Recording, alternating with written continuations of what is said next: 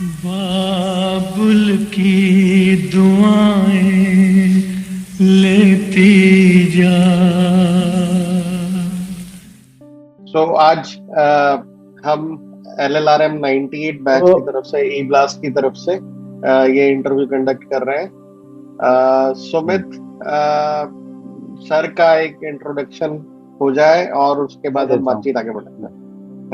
Dear लालामाइट, जैसा कि आप जानते हैं कि ई ब्लास्ट लगातार अपने टीचर, सीनियर और जूनियर से कनेक्ट कर रहा है to strengthen connectivity and bonding with the slogan connecting लालामाइट्स. So under this amazing evolving e-blast forum, today in our interview section, we welcome our dear boss, Dr. Pradeep Singh from 9080 batch. Boss is a very well-known personality and one of the most senior doctors in Noida, Greater Noida region, and he's a senior ENT surgeon and very dynamic and respected. And presently, he is UP State IMA President. Dr. Pradeep stands as a strong pillar amongst our doctor fraternity and supports everyone from LLRM Medical College. और इस interview में मेरे साथ इस interview को और interesting बनाने के लिए मेरे साथ है डॉक्टर हर्ष आत्रे, जो मेरे ही बैच के और हम दोनों 98 बैच के हैं, जो कि मॉडरेटर भी हैं, इस हमें साधने का काम भी करेंगे, और मैं खुद सुमित भार्गव, दोनों 98 बैच से. तो शुरू करने से पहले बॉस, अब आपकी आज्ञा लेना चाहते हैं कि हम शुरू कर दें क्या? हाँ, श्योर सुमित. और शुरुआत में आप कुछ कहना चाहेंगे टू स्टार्ट विद? सबसे पहले तो मैं आपको दोनों को थैंक यू बोल रहा हूँ, जो आपने हमको मौका दिया है सब लोगों से मिलने का. डॉक्टर सुमित, डॉक्टर भट्ट से भी मेरी बात हुई थी, और डॉक्टर हर्ष आत्रे, आप सब लोगों को मेरा धन्यवाद. और आपको जो आप OSO करने जा रहे हैं अभी कॉलेज के अंदर, सबसे बड़ी चीज है जो कॉलेज में करने जा रहे हैं, उसके लिए बहुत बहुत बधाइयाँ और शुभकामनाएं. Thank you. तो पहला मैं स्टार्ट करता हूँ कि हम बहुत सबसे पहले ना हम आपकी जर्नी जो LLRM के टाइम से अब तक रही है वो संक्षेप या शॉर्ट में हमें बताएं. जर्नी तो हमारी 19 अगस्त 1980 में स्टार्ट हुई, जो हमारा एडमिशन हुआ. उसके बाद पहले दिन एडमिशन होता है, जैसा पता है आपको, सब जनरल फॉर्मेलिटी होती हैं. फिर एक हफ्ते बाद हम क्लास हमारी स्टार्ट हुई, हम कॉलेज गए. हम गाजियाबाद से जाते थे, पहले हॉस्टलर थे. पहले दिन हम पहुंच गए हॉस्टल में सामान लेके, क्योंकि हमें कुछ पता नहीं था कि इतनी रैगिंग भी होती है. आप समझ सकते हो जब पहले दिन पहुंच जाएंगे तो सीनियरों का क्या हाल होगा. तो पहले दिन तो जो होता है हॉस्टल में, सुबह ही पहुंच गए थे हम 7:30 बजे. क्लास तो 9 बजे से होती थी, तो अच्छी तरीके से खिंचाई हुई. बस ये पिटने से बचे रहे उस समय. वही क्लास में व्हाइट पैंट, पतली मोरी की व्हाइट शर्ट, बालों में खूब तेल, छोटे छोटे बाल, बिल्कुल जो पकड़ाई में भी ना आए. लाइन लगा के वहीं से ही डॉक्टर साहब नमस्कार, डॉक्टर साहब नमस्कार करते हुए गए. वहां से क्लास में गए. क्लास में जैसे रूटीन क्लास होती है वो क्लास हुई. बीच बीच में सीनियर्स का भी, जो हमारा सेकंड ईयर का बैच था, उसका भी रैगिंग का भी चलता रहा. उस समय तुम्हारे, हो सकता है तुम्हारे समय रैगिंग ना होती हो, 1980 के में तो बहुत रैगिंग होती थी. मतलब रैगिंग की होती तो हमारे टाइम में नहीं, वो बाद में कुछ इंसिडेंट्स ऐसे हो गए थे, काफी कम हो गई थी, उसका भी बताऊंगा मैं तुम्हें. तो उस समय तो काफी रैगिंग होती थी, और फिजिकली भी होती थी, मेंटली भी होती थी, सब चीज होता था. सीनियर लेडीज भी, गर्ल्स भी करती थी, बॉयज भी करते थे. गाली खूब मिलती थी.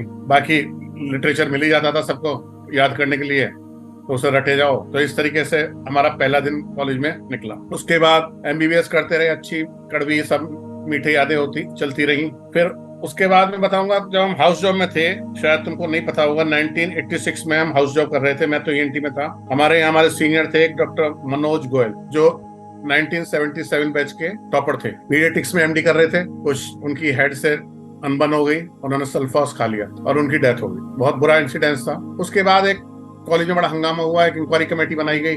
इंक्वायरी कमेटी में तीन लोगों का तो मुझे नाम ध्यान है, शायद तुम भी जानते होगे. डॉक्टर नेजा थे, डॉक्टर कुठारी थे, डॉक्टर भारती थे. तो इंक्वायरी पीडियाट्रिक्स डिपार्टमेंट में होती थी. तो मैं याद हो, पीडियाट्रिक्स डिपार्टमेंट से जब कॉरिडोर में आते थे तो एक शटर लगी हुई रहती थी. रात को हम लोग आ रहे थे 8 बजे के करीब वार्ड से, तो पता लगा कोई अंदर घुसा हुआ है. वो तीनों अंदर शटर में अंदर घुसे हुए थे, कुछ कर रहे थे. अब वहाँ जूनियर डॉक्टर सब इकट्ठे हो गए.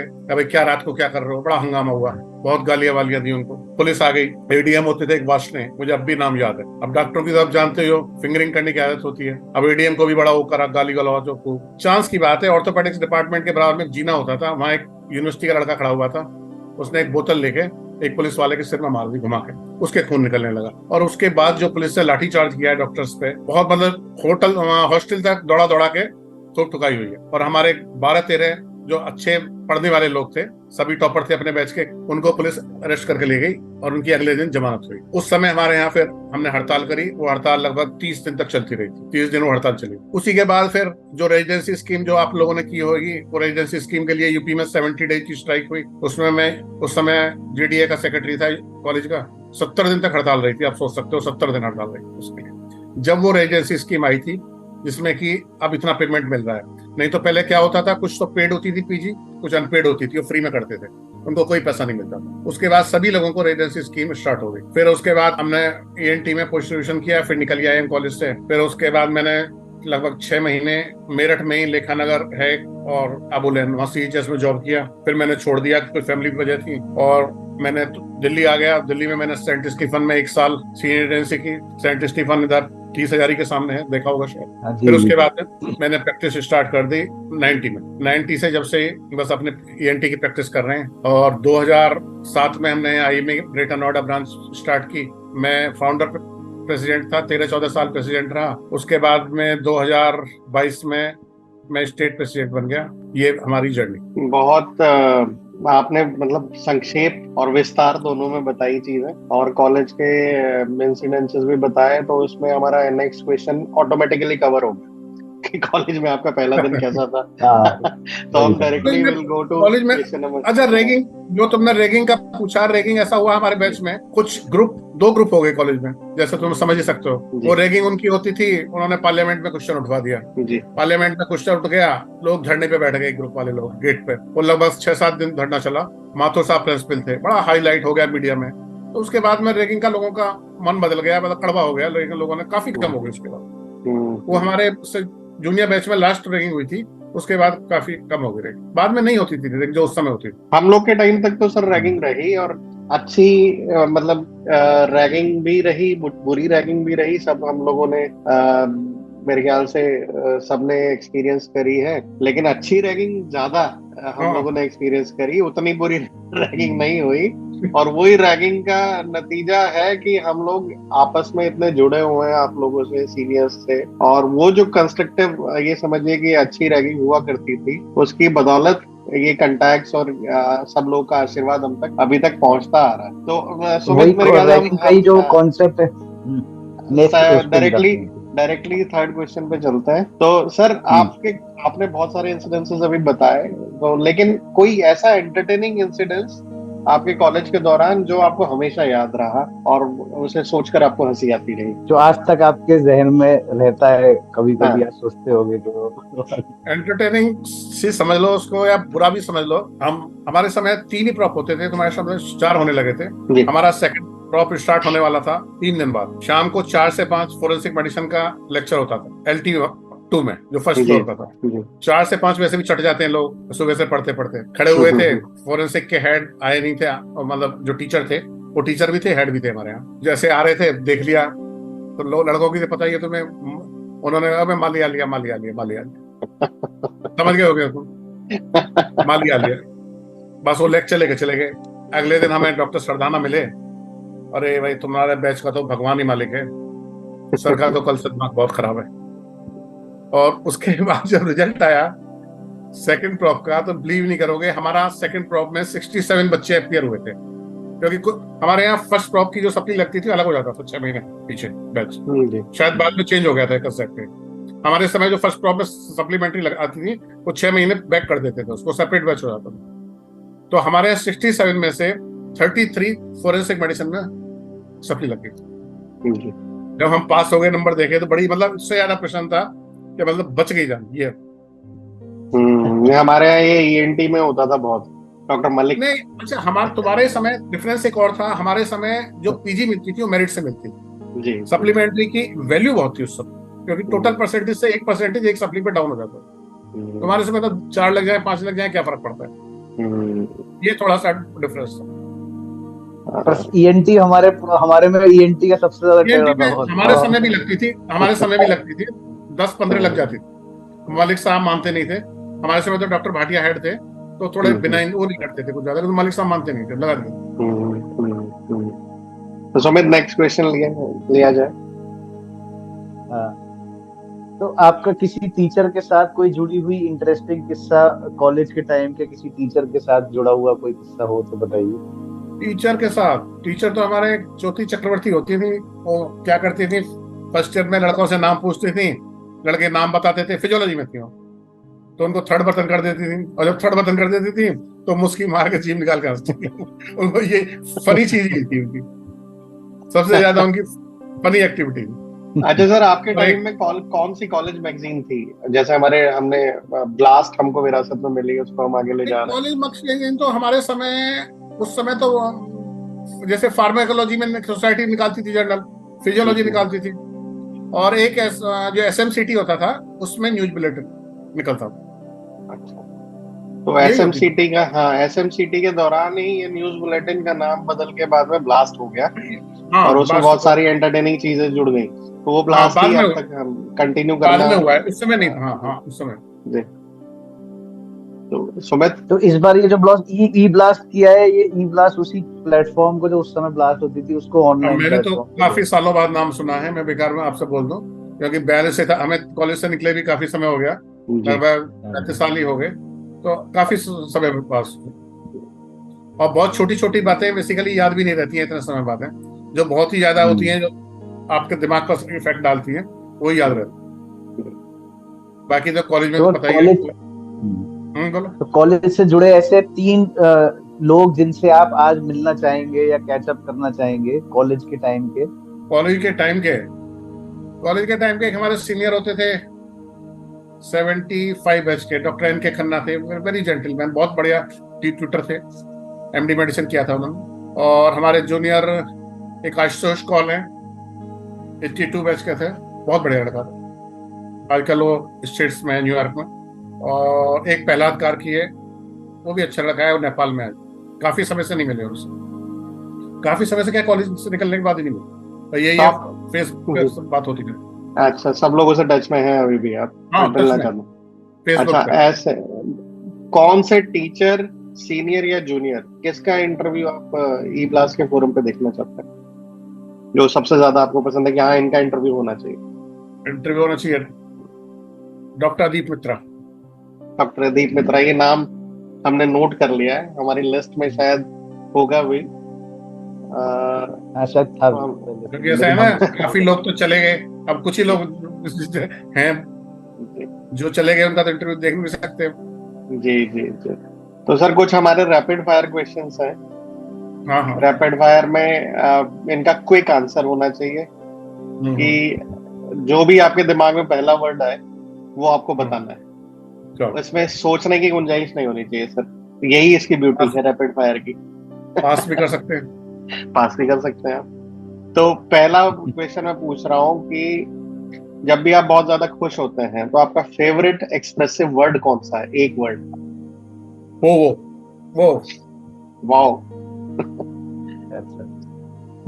तो और जब आप बहुत गुस्सा होते हैं तब आपका फेवरेट एक्सप्रेसिव वर्ड कौन सा है? वर्ड नहीं होता, उसमें फेशियल एक्सप्रेशन चेंज हो जाता है। वर्ड्स नहीं होता। समझ जाता है। तीसरा क्वेश्चन है सर, फेवरेट कस वर्ड या फेवरेट गाली कौन सी है आपकी? आप पास कर सकते हैं या हम बीप कर देंगे?